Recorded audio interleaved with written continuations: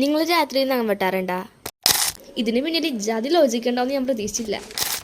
നമസ്കാരം ഗായ്സ്, നമ്മൾ ചെറുപ്പം മുതലേ കേൾക്കാറുള്ള ഫേമസ് ഡയലോഗാണ് രാത്രിയിൽ നഖം വെട്ടരുതെന്ന്. എന്നാൽ നിങ്ങൾ ആലോചിച്ചിട്ടുണ്ടോ ശരിക്കും എന്തിനാ ഇങ്ങനെ പറയണേന്ന്? നമ്മൾ പലരും ഇത് അന്ധവിശ്വാസം എന്ന് പറഞ്ഞ് തള്ളിക്കളയും. എന്നാൽ ശരിക്കും ഇതിന് പിന്നിൽ വല്ല സയന്റിഫിക് റീസൺ ഉണ്ടാ? അപ്പോൾ നമുക്ക് ഈ വീഡിയോയിലൂടെ ഈ വിശ്വാസത്തിൽ വല്ല സത്യം ഉണ്ടാ, വല്ല സയന്റിഫിക് റീസൺസ് ഉണ്ടാ എന്നൊക്കെ നോക്കാം. മുത്തശ്ശന്മാർക്കൊക്കെ ഇല്ലേ ഇതുപോലത്തെ കുറേ പഴഞ്ചൊല്ലുകളും അന്ധവിശ്വാസങ്ങളൊക്കെ ഉണ്ട്.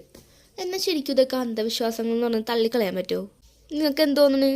ഒരു കുഞ്ഞു കൊച്ചിനോട് മുത്തശ്ശി നാം വെട്ടരുതെന്ന് പറഞ്ഞാൽ അത് കുഞ്ഞിൽ ചിലപ്പോൾ അനുസരിച്ചെന്നൊക്കെ ഇരിക്കും. അന്നത്തിലൂടെ അറിവ് വെക്കുമ്പോൾ അത് തിരിച്ചു ചോദിക്കും എന്നാ നാം വെട്ടിയാലെന്ന്. ശരിക്കും രാത്രിയിൽ എന്താ നാം വെട്ടിയാൽ? നിങ്ങൾ ഇതുവരെ ഇതിനെപ്പറ്റി ചിന്തിച്ചിട്ടുണ്ടോ? ഇനി ഇതിനുള്ള റീസൺ ചോദിച്ചാൽ മുത്തശ്ശന്മാരൊക്കെ ഇങ്ങനെയാണ് പറയണത്. രാത്രിയിൽ നഖം വെട്ടിയ സാമ്പത്തിക നഷ്ടം വരും, വീട് മുടിഞ്ഞും, വീട് അശുഭമാകും എന്നൊക്കെ പലതും പറയാറുണ്ട്. നഖം നിലത്ത് വെട്ടിയിട്ട് അത് ചവിട്ടിയാൽ ദോഷമാണെന്നും പറയാറുണ്ട്. ഇപ്പോൾ ഈ ഡയലോഗൊക്കെ പറഞ്ഞ് ലാസ്റ്റ് ഒരു വിശ്വാസം മാറിക്കൊണ്ടിരിക്കുന്നതാണ്. പിന്നെ നിങ്ങൾ ഇതുപോലത്തെ വീഡിയോസിലൊക്കെ ഇൻട്രസ്റ്റഡ് ആണെങ്കിൽ ഈ ചാനൽ സബ്സ്ക്രൈബ് ചെയ്തിട്ടേക്കിട്ടാ.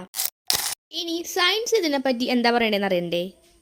അപ്പോൾ സയൻസ് പറയണത് പണ്ട് എന്ന് വെച്ചാൽ ഇലക്ട്രിസിറ്റി ഒന്നും ഇല്ലാതിരുന്ന കാലത്ത് നമ്മൾ രാത്രിയിൽ വെളിച്ചം കിട്ടാൻ വേണ്ടി മണ്ണെണ്ണ വിളക്കോ ചിറാവോ അങ്ങനെ എന്തിലാണ് ഉപയോഗിച്ചിരുന്നത്.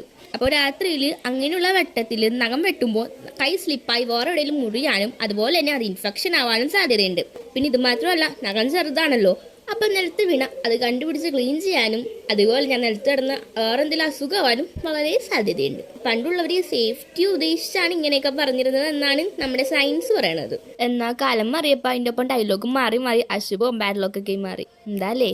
പിന്നെ ഈ സയൻസ് പറയാനായിട്ട് നിങ്ങൾക്ക് എന്ത് തോന്നണ്? നിങ്ങൾ ഇതിനെപ്പറ്റി വല്ലതും ചിന്തിച്ചിട്ടുണ്ടായിരുന്നാ? ഞാൻ എന്തായാലും ചിന്തിച്ചിട്ടില്ല കേട്ടാ. അപ്പോൾ ഇതുപോലെ എല്ലാ വിശ്വാസത്തിനും പിന്നിൽ ഓരോരോ ലോജിക്ക് ഉണ്ട്.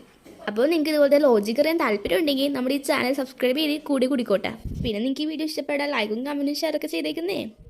നിങ്ങളുടെ വീട്ടിൽ ഇതുപോലെ പഴമേറിയ ഫേമസ് ആയിട്ട് ഡയലോഗ്സ് ഉണ്ടെങ്കിൽ കമൻറ്റ് ചെയ്തേക്കിട്ടാ.